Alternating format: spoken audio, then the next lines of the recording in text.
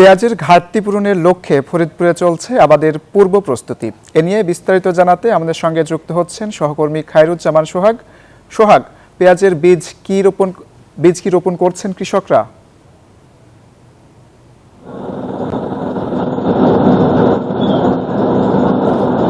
ধন্যবাদ অঙ্কুর। আপনি জানেন যে ফরিদপুর জেলার উৎপাদিত পেঁয়াজ দিয়ে দেশের মোট চাহিদার বড় একটি অংশ কিন্তু পূরণ করা হয়ে থাকে।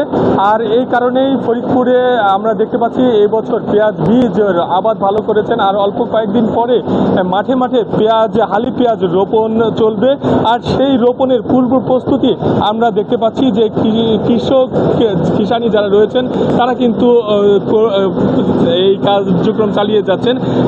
আর এক মাস পরেই হালি পেঁয়াজ মাঠে রোপণ করা হবে। আর সেই কারণেই কৃষকদের হাতে পৌঁছে দিতে পেঁয়াজ বীজ তারা প্যাকেটজাত করছেন। আমরা কথা বলতে চাই একজন নারী কিষানির সঙ্গে, কি পরিমাণ পেঁয়াজ বীজ উৎপাদন করেছেন এবার, আর দেশের পেঁয়াজের ঘাটতি পূরণে আপনি কীভাবে কাজ করছেন?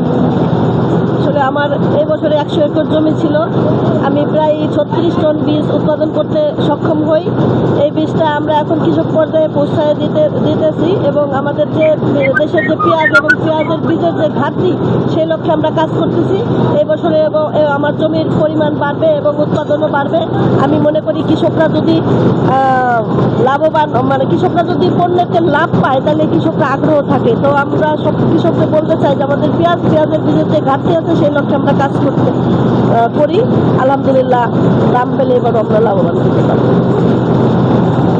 ধন্যবাদ আপনাকে। আপনারা শুনতে পাচ্ছিলেন যে যারা কিষানি রয়েছেন তারা বলছিলেন যে এবছর কিন্তু ভালো পেঁয়াজ বীজ উৎপাদন হয়েছে এবং তারা কিন্তু বিদেশ থেকে গ্রেডিং পদ্ধতিতে পেঁয়াজ বীজগুলো সংরক্ষণ করছেন, যেন দেশের পেঁয়াজের ভালো উৎপাদন হয় সেই লক্ষ্যে কিন্তু তারা কাজ করছেন। তো এই ছিল আমার কাছে পেঁয়াজ বীজের সর্বশেষ সংবাদ। আপনার কাছে